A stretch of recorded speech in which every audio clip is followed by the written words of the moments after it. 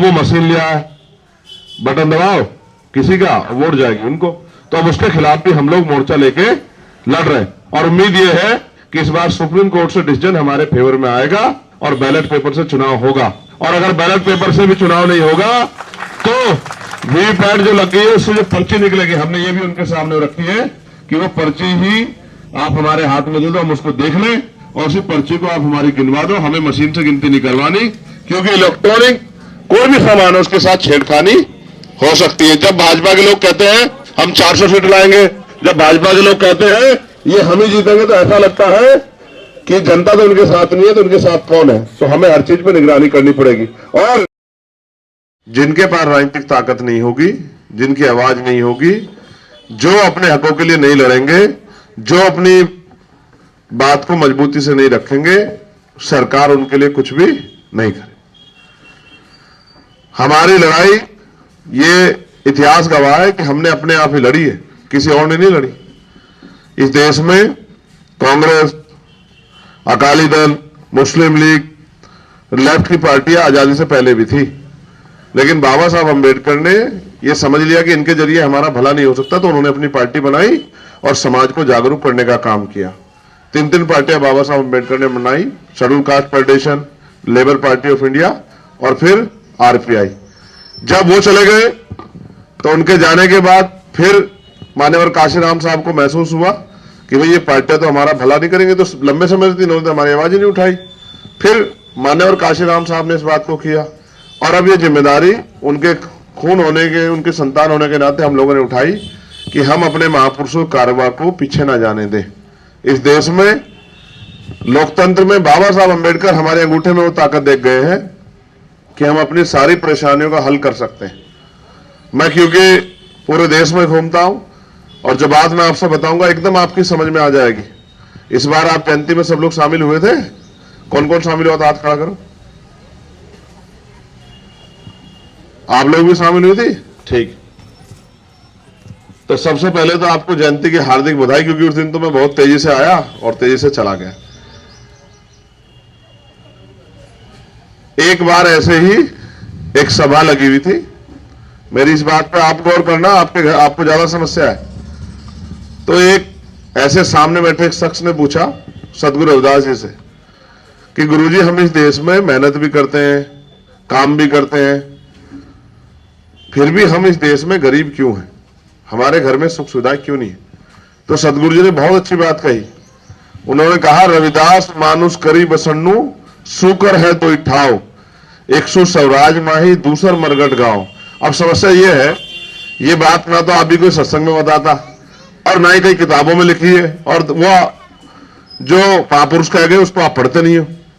इस बात का मतलब ये है कि सुख शांति का जीवन जीने के कौन से रास्ते हैं? तो सदगुरु जी ने कहा 2 रास्ते हैं, सुकर दो ठाव, एक सु स्वराज माही दूसर में, क्या तो अपना राज होना चाहिए या फिर शमशान घाट। क्या तो आदमी को सुख शांति अपने राज में मिलती है जब कलम की ताकत उसके हाथ में होती है, जब वो मांगने वाला नहीं देने वाला होता, या फिर दूसरी मरने के बाद शमशान घाट या कब्रिस्तान में मिलती। और उन्होंने ये भी कहा, उन्होंने पूछा कि साहब राज तो यहां बहुत सारे लोगों का है लेकिन फिर भी जिंदगी में बदलाव नहीं हो रहा, तो उन्होंने कहा राज ऐसा होना चाहिए, ऐसा चाहूं राज में जहां मिले सबन्नुवन और छोटे बड़े सब सम बसे रविदास रहे प्रसन्न। कि राज ऐसा होना चाहिए जिसमें कोई छोटा बड़ा ना हो, कोई ऊंच नीच ना हो, कोई भेदभाव ना हो, कोई अमीर ना हो बहुत और कोई बहुत गरीब ना हो, सबको खाने के लिए अन्न की, तन ढकने के लिए कपड़े की, सर ढकने के लिए छत की, पीने के लिए अच्छे पानी की, सबकी जो जरूरत है वो पूरी हो, और किसी के साथ जुर्म जात के अन्याय अत्याचार, अपराध, हत्या, किसी बहन बेटी का अपमान ना, ऐसा राज होना चाहिए। उस राज को उन्होंने नाम दिया बेगमपुरा राज। बेगम का मतलब होता है बिना गम का राज, कि कोई भी ऐसा व्यक्ति ना हो, किसी भी जाति धर्म का हो, जिसकी जिंदगी में कोई गम। अब लोकतंत्र में जिनके पास राजनीतिक शक्ति होती है उनके लोगों को साथ ही ताकत मिलती है।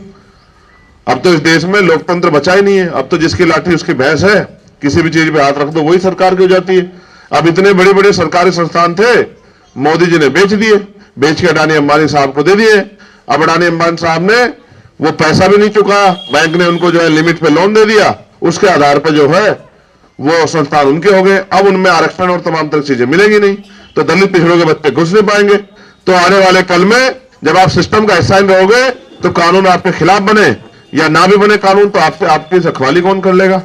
आपको और मुझे इस देश में अगर कोई बचा सकता है, इस देश को भी अगर कोई बचा सकता है तो वो आप हो, और आपको और मुझे कोई बचा सकता है तो वो संविधान है। और संविधान को अगर मजबूत रख सकते हो तो आपको ये जो सांप्रदायिक शक्तियां हैं, ये जो पूंजीपतियों के गठजोड़ है, पैसे वालों का, पावर वालों का, मीडिया वालों का, तो आपको इसको तोड़ना पड़ेगा। और ये तब टूटेगा जब पैसे के आधार पर राजनीति जो हो रही है वो बंद होगी और काम करने वाले लोगों को मौका मिलेगा। अब आप देखो, अडानी जी ने सारे टनल खरीद लिए, अब वो सुबह शाम मोदी जी का प्रचार करते रहते हैं और बाकी विपक्ष से किसी लोगों को दिखाते नहीं है।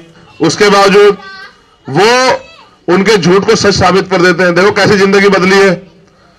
350 रुपए का सिलेंडर 1150 रुपए का हो गया है।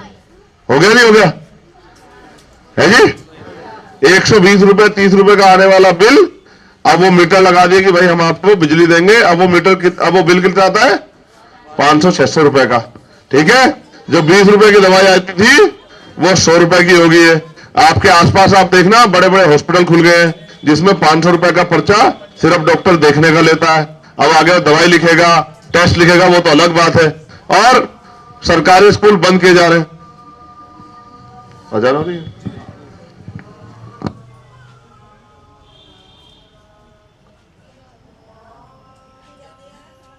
नया जियो आया कि 40 से ज्यादा कम बच्चे जहां होंगे वो स्कूल बंद हो जाएगा, और नई भर्ती नहीं आ रही, नया स्कूल नहीं बन रहा है। तो आने वाले कल में होगा क्या? गरीबों के बच्चे जाएंगे कहां?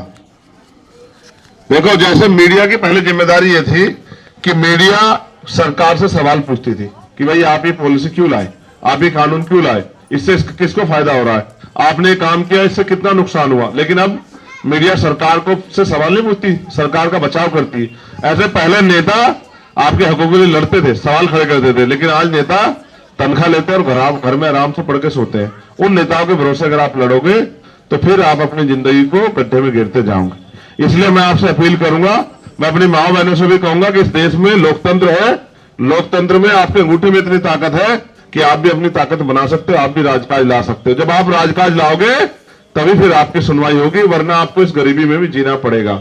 जब राजतंत्र था तब तो बंदूक तलवारें चलती थी, तोप चलती थी, सेना आपस में लड़ती थी, लाखों हजारों लोग मर जाते, तब राज बदलता था। अब तो बाबा साहब अम्बेडकर ने अपने 4 बच्चे कुर्बान करके ये हमारे अंगूठे में दे दिया। अब भी हम राजकाज नहीं ले पा रहे। दुश्मन बहुत चालाक है, इस बात पे भी गौर करो। जब बाबा साहब आंदोलन चला रहे थे तो वो हमारे पास वोट थे, उनके पास नोट थे, तो नोट से हमारी वोट खरीदता था। फिर काशीराम साहब ने समाज को समझा के वोट बिकना बंद करवा दिया। समाज को समझाया कि वोट की रक्षा बहन बेटी की रक्षा की तरह करनी है, इसको फेंकना नहीं है, इसको बेचना नहीं है, जिम्मेदार आदमी को सौंपना है। लेकिन अब वो मशीन लिया है, बटन दबाओ किसी का वोट जाएगी उनको। तो अब उसके खिलाफ भी हम लोग मोर्चा लेके लड़ रहे हैं, और उम्मीद यह है कि इस बार सुप्रीम कोर्ट से डिसीजन हमारे फेवर में आएगा और बैलेट पेपर से चुनाव होगा। और अगर बैलेट पेपर से भी चुनाव नहीं होगा तो वीवीपैट जो लगी है उससे जो पर्ची निकलेगी, हमने ये भी उनके सामने रखी है कि वो पर्ची ही आप हमारे हाथ में दे दो, हम उसको देख लें और उसी पर्ची को आप हमारी गिनवा दो। हमें मशीन से गिनती नहीं करवानी, क्योंकि इलेक्ट्रॉनिक कोई भी सामान है उसके साथ छेड़खानी हो सकती है। जब भाजपा के लोग कहते हैं हम 400 सीट लाएंगे, जब भाजपा के लोग कहते हैं ये हम ही जीतेंगे, तो ऐसा लगता है कि जनता तो उनके साथ नहीं है, तो उनके साथ कौन है। तो हमें हर चीज पे निगरानी करनी पड़ेगी। और एक बड़ा षड्यंत्र यह है कि जो वोट उनके खिलाफ है उस वोट को उन्होंने पहले ही कई जगह से कटवा दिया है। जिस वोट को समझते ही उनको नहीं मिलेगा, जो दलित वर्ग के लोग हैं, पिछड़े वर्ग के लोग हैं, जो आदिवासी लोग हैं, जो मुसलमान है, जो सिख है, जो ईसाई है, जो बुद्धिस्ट है, जो इस देश में जुल्म जाति का शिकार हो रहे हैं, उनको उनके वोट कई जगह से काट दे गए। तो आपको निगाह बना के रखनी पड़ेगी। शायद मार्च के पहले हफ्ते में वोट बनेंगे, तो आपको ये नजर रखनी पड़ेगी कि आपका अगर कोई वोट फूट गया तो उसको बनवा लो। और अगर आपका कोई 18 साल का बच्चा हो गया, बहन हो गई, तो उसका वोट भी बनवा लो, क्योंकि इस देश में हम लोकतंत्र के जरिए जीत सकते हैं। और लोकतंत्र में जब आप वोट दोगे तभी व्यक्ति ताकतवर होगा। आप जाके वोट नहीं दोगे तो ताकतवर कैसा हो जाएगा? साहब कहते थे आप पंजे वालों को वोट दोगे वो ताकतवर हो जाएंगे, वो ताकतवर हो जाएंगे, अपना काम करेंगे। आप वोट दोगे फूल वालों को तो फूल वाले ताकतवर हो जाएंगे, वो अपने लोगों के लिए काम करे। आप अपने लिए काम चाहते नहीं चाहते हो? आप नहीं चाहते? आप ईमानदार से बताओ, क्या नगीना में एम्स जैसा हॉस्पिटल होना चाहिए नहीं होना चाहिए? आप बताओ मुझे। तो अब तक आपके नेताओं को क्यों नहीं दिखाई दिया कि एम्स जैसा हॉस्पिटल यहां होना चाहिए? आप महसूस करके देखो भाई, यहां हजारों लोग हर साल इसमें मर जाते होंगे कि वो इमरजेंसी के लिए या तत्कालिक इलाज के लिए जब दौड़ते होंगे तो कभी धामपुर भागते होंगे, कभी मेरठ भागते होंगे, कभी ऋषिकेश दिल्ली भागते होंगे।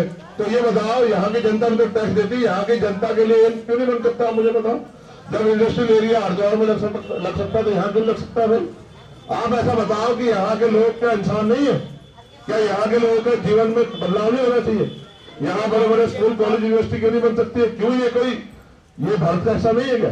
क्या यहाँ के व्यक्ति टैक्स नहीं देते? क्या यहाँ के लोगों के जीवन में बदलाव करना सरकार जिम्मेदार नहीं है? लेकिन जब आपका नेता जाके वहां बोलता नहीं तो भाई क्या करें? भाई जब आपका नेता जिसको चुन के भेजा आपने अपनी आवाज बना के, वो पार्लियामेंट में आप कहेगा कि नगीना में साहब हमारे यहाँ इतने लोगों की जान चली गई है और वहां बड़े बड़े हॉस्पिटल था, लेकिन गरीब के लिए अच्छे इलाज की सुविधा नहीं है, तो गरीबों के बच्चे मर रहे हैं, तो वहां एक बढ़िया हॉस्पिटल खुलना चाहिए, तभी तो सरकार आपकी तरफ देखेगी। मुझे ये बात इसलिए महसूस हुई क्योंकि एक हमारे नेटवर्क में साथी थे सलीम पत्रकार, उनको हुआ हार्ट अटैक, उनके परिवार के लोग उनको लेके भागे, लेकिन धामपुर पहुंचने से पहले उनकी जान चली गई। उनके परिवार के लोगों ने मुझसे कहा कि भैया अगर यहाँ कोई अच्छा हॉस्पिटल होता तो सलीम भाई जिंदा होते। उसी दिन मैंने तय कर लिया कि हम सबसे पहले इस बात पर लड़ेंगे कि एक बढ़िया से बढ़िया हॉस्पिटल इस नगीना बिजनौर लोकसभा विधानसभा क्षेत्र में बनना चाहिए, जिससे गरीबों के बच्चों को भी गरीबों को भी अच्छा इलाज जो है यहाँ पर मिल पाए। और बहुत सारे ऐसे काम है जो हो सकते हैं, जैसे मीडिया के साथी बैठे, मैं इनको बता दूं, अब मीडिया के साथी सोचते रहते हैं कि भाई चंद्रशेखर जो कहता है वो हो कैसे सकता है, तो वो ऐसे हो सकता है कि गरीबों को रोजगार कैसे मिलेगा। पहले तो जितने बैकलॉग है वो बैकलॉग भर दो, सरकारी नौकरी मिल जाएगी, ठीक है। फिर जो जितना प्राइवेट सेक्टर तैयार कर दिया है इसको निजीकरण कर दिया है उनको सरकारी कर दो, फिर और नियुक्तियां पैदा हो जाएगी। जितने नए अवसर पैदा होंगे, नए इंस्टीट्यूशन बनेंगे, उतनी नौकरियां पैदा होंगे। उसके बाद हम लाखों करोड़ों रुपए का माल चाइना से खरीदते हैं। आप देखो मार्केट में आप क्या जाके दुकान पे कितना सामान चाइना का होगा। हम लाखों करोड़ों रुपए का माल, अरबों रुपए का माल हम बांग्लादेश से खरीदते हैं। तो जब हमारे यहाँ इतनी जनसंख्या है, ये लोग इनके दोनों हाथ सलामत है, इनको दिमाग भी कुदरत दिया, तो हम वो मैन्युफैक्चरिंग यहाँ क्यों नहीं कर सकते हैं?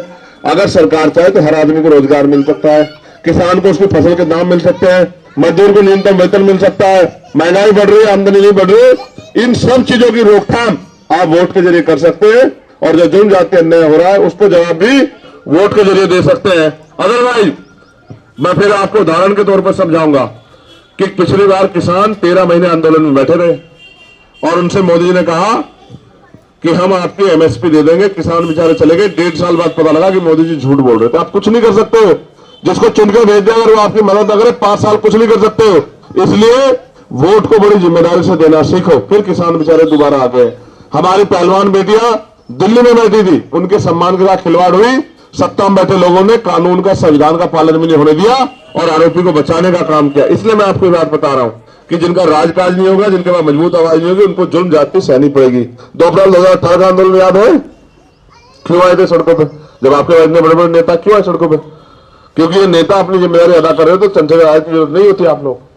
तो इस बार मैं आपसे अपील करूंगा, जब आप अपना सांसद चुनने जाएं तो एक नजर चंद्रशेखर आजाद पर भी रखें कि हम अपने भाई को भी ताकत देते। हमने सब लोगों को मौका देके देख लिया, और अगर आपने एक काम कर दिया तो चंद्रशेखर आजाद ताकतवर होगा, और चंद्रशेखर आजाद अगर अपने पैरों पर खड़ा होगा फिर वो बताएगा कि नौजवान, बेरोजगार नौजवानों की लड़ाई कैसे लड़ी जाती। आप जाके देखना, गांव में मैं घूमता हूं, विधवा पेंशन, विकलांग पेंशन, वृद्धा पेंशन 500 रुपए मिलती है। वो 6 महीने बाद आते हैं पैसे 3000 रुपए। आप ईमानदारी बताओ, अच्छा जूता कितने पैसे का आता है?